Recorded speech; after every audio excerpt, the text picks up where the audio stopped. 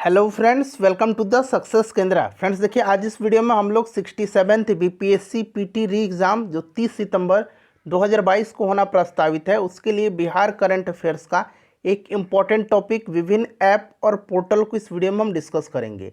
देखिए, इससे संबंधित 1 से 2 प्रश्न एग्जाम में बनता है, इसीलिए छोटा सा टॉपिक है, बहुत कम समय में आपका यह टॉपिक कंप्लीट हो जाएगा। तो चलिए सेशन आज के स्टार्ट करते हैं। फ्रेंड्स पहले प्लीज़ वीडियो को लाइक कर दीजिए और जब सेशन समाप्त होगा तो इसको शेयर भी जरूर कर दीजिएगा। फ्रेंड्स जैसे मैंने आपको बताया कि इस वीडियो में हम लोग 67th बीपीएससी पीटी री एग्ज़ाम 2022 के लिए बिहार सरकार के जितने भी महत्वपूर्ण ऐप और पोर्टल हैं उन सभी को इस वीडियो में हम डिस्कस करेंगे। चलिए शुरू करते हैं आज का सेशन। पहले प्लीज़ वीडियो को लाइक कर दीजिएगा। देखिए फ्रेंड्स, सभी ग्राम पंचायतों की अपनी वेबसाइट होगी।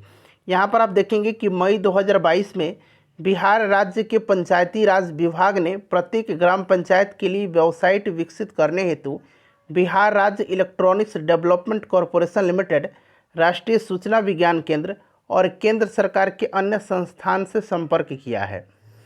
देखिए, बिहार के पंचायती राज मंत्री सम्राट चौधरी, हालांकि अब सरकार बदल चुकी है, अब जेडीयू और आरजेडी की गठबंधन वाली सरकार बनी है।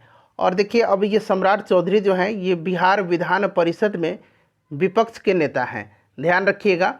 तो देखिए, इन्होंने विभाग को विभिन्न सरकारी एजेंसियों से कोटेशन मिलने के बाद सभी 8,387 ग्राम पंचायतों की वेबसाइट विकसित करने के लिए परियोजना शुरू करने की अनुमति प्रदान की है। देखिए, इन वेबसाइटों को प्रबंधन, सूचना प्रणाली और व्यापक वित्तीय प्रबंधन प्रणाली से लैस किया जाएगा ताकि ग्राम पंचायतों के विकास में और अन्य गतिविधियों पर खर्च किए गए फंड के लिए अधिक जवाबदेही लाई जा सके। देखिए, ग्राम पंचायतों के सभी निर्वाचित प्रतिनिधियों और अन्य पदाधिकारियों को वेबसाइटों को संभालने के लिए प्रशिक्षित भी किया जाएगा। उसके बाद देखिए, ई संजीवनी पोर्टल बहुत ही इंपॉर्टेंट है, ध्यान रखिएगा। देखिए फ्रेंड्स, पूछा जाता है कि यह पोर्टल जो है किससे संबंधित है, इस तरह से प्रश्न बनता है। देखिए, मई 2022 में जारी बिहार के स्वास्थ्य मंत्रालय के आंकड़ों के अनुसार 14 महीनों में प्रदेश के लगभग 13 लाख ने ई संजीवनी पोर्टल के माध्यम से स्वास्थ्य सुविधाओं का लाभ प्राप्त किया है। देखिए, अभी भी मेरी तबीयत पूरी तरह से स्वस्थ नहीं हुई है, लेकिन मैं प्रतिबद्ध हूँ आप लोगों के लिए।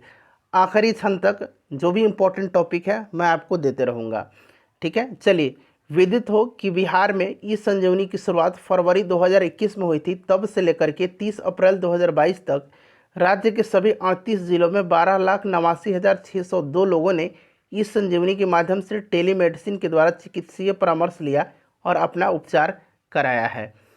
तो आप ये समझ सकते हैं कि ई संजीवनी पोर्टल किससे संबंधित है।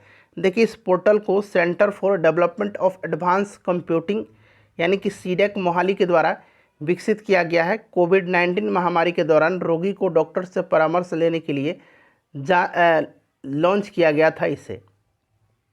उसके बाद देखिए, फिलो पोर्टल 6 मई 2022 को बिहार के शिक्षा मंत्री विजय कुमार चौधरी ने, अब इस समय शिक्षा मंत्री विजय कुमार चौधरी नहीं है, शिक्षा मंत्री प्रोफेसर चंद्रशेखर हैं, ठीक है, पटना के श्री कृष्ण मेमोरियल हॉल में राजकीय माध्यमिक और उच्च माध्यमिक विद्यालयों के लिए फिलो पोर्टल लॉन्च किया है। यानी कि फिलो पोर्टल शिक्षा से संबंधित है, ध्यान रखिएगा। देखिए, इस पोर्टल के माध्यम से विद्यालयों में अध्ययनरत 9वीं से लेकर के 12वीं कक्षा तक के 45 लाख से ज़्यादा छात्र लाभान्वित होंगे। इस पोर्टल से स्कूली शिक्षा में डिजिटल टेक्नोलॉजी को प्राथमिकता के आधार पर बढ़ावा मिलेगा। इस पोर्टल के संचालन के लिए शिक्षकों को शिक्षा में आवश्यकता अनुसार डिजिटल टेक्नोलॉजी, उसके बाद यहाँ देखिए डिजिटल टेक्नोलॉजी के इस्तेमाल के संबंध में प्रशिक्षण भी दिया जाएगा। फिलो एक ग्रीक शब्द है जिसका अर्थ फ्रेंड यानी दोस्त होता है। बिहार सरकार द्वारा सभी छात्र छात्राओं को फिलो डिजिटल प्लेटफॉर्म निःशुल्क उपलब्ध कराया गया है। ऐप पर सवाल पूछते ही 60 सेकंड के अंदर छात्रों से ट्यूटर जुड़ेंगे और सवाल को हल करने के तरीके बताएंगे। देखिए, क्लासरूम के दायरे से बाहर जाकर छात्र छात्राओं को डिजिटल शिक्षा प्रदान करने वाला बिहार देश का पहला राज्य बन गया है।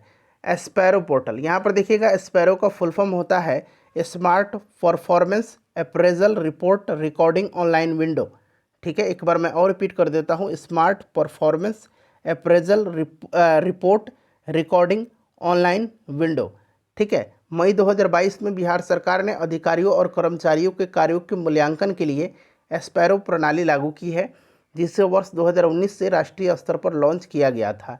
एस्पैरो एक ऑनलाइन मूल्यांकन प्रणाली है जिसे राष्ट्रीय सूचना विज्ञान केंद्र के द्वारा विकसित किया गया है।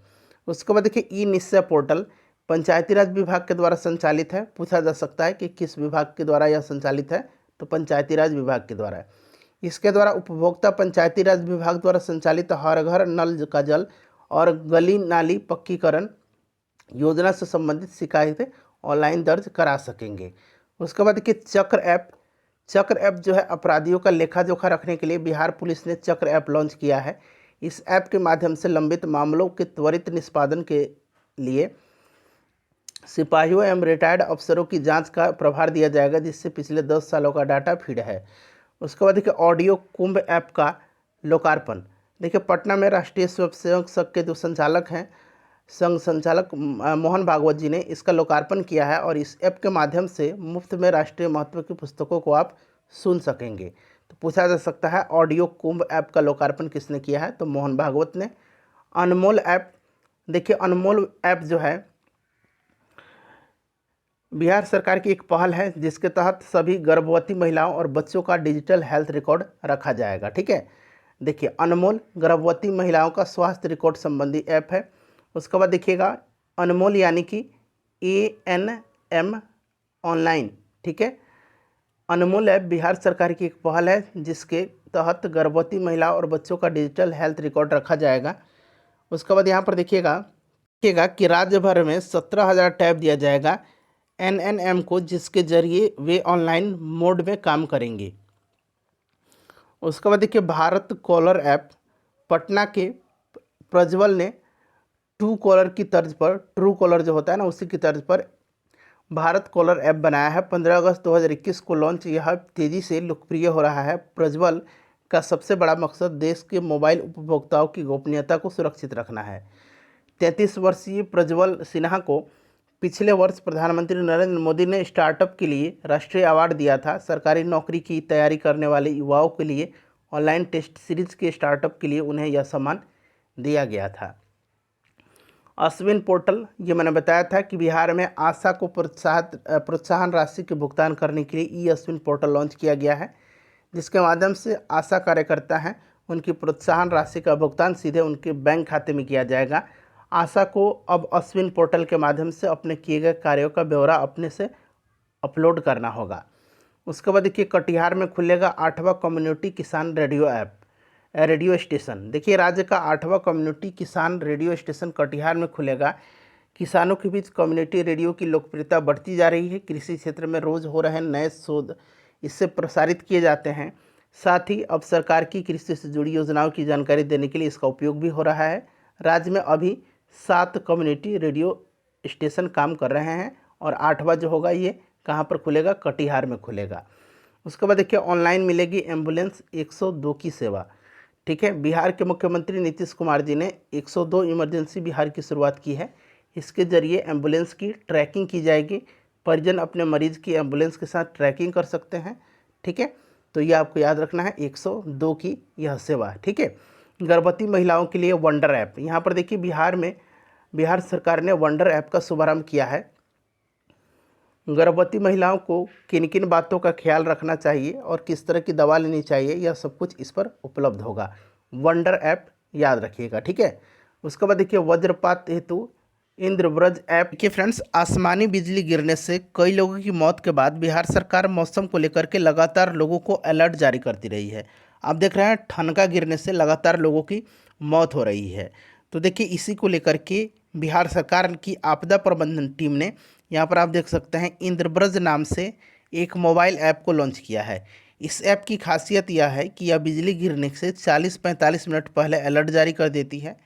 ठीक है, और इस दौरान आपके स्मार्टफोन पर एक रिंगटोन बजेगा। क्लियर, तो ये आपको याद रखना है कि यह जो ऐप है इंद्रब्रज ऐप, ये संबंधित किससे है, तो जो ठनका गिरता है इसकी यह पूर्व चेतावनी देगा। तो अगला है हमारा, देखिएगा परिमार्जन पोर्टल। देखिए बिहार सरकार ने डिजिटलाइजेशन की ओर एक और कदम बढ़ाया है और सरकार ने इस सकारात्मक कदम से भूमि जमाबंदी में सुधार को लेकर के लोगों को अब कार्यालयों की दौड़ नहीं लगानी पड़ेगी। यह परिमार्जन पोर्टल है। ठीक है। और देखिए इसकी मदद से क्या होगा, उन्हें घर बैठे बैठे अपनी समस्या का सुझाव मिल जाएगा।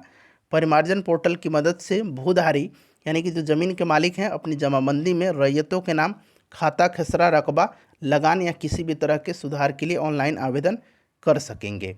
तो फ्रेंड्स ये जितने भी इम्पोर्टेंट ऐप थे, पोर्टल थे, मैंने आपको कवर करा दिया है। मेरी स्वास्थ्य अभी ठीक नहीं हुई है, लेकिन मैं आपके जितने भी इम्पोर्टेंट टॉपिक है आपको कंटिन्यू मैं देते रहूँगा छोटे छोटे वीडियो के माध्यम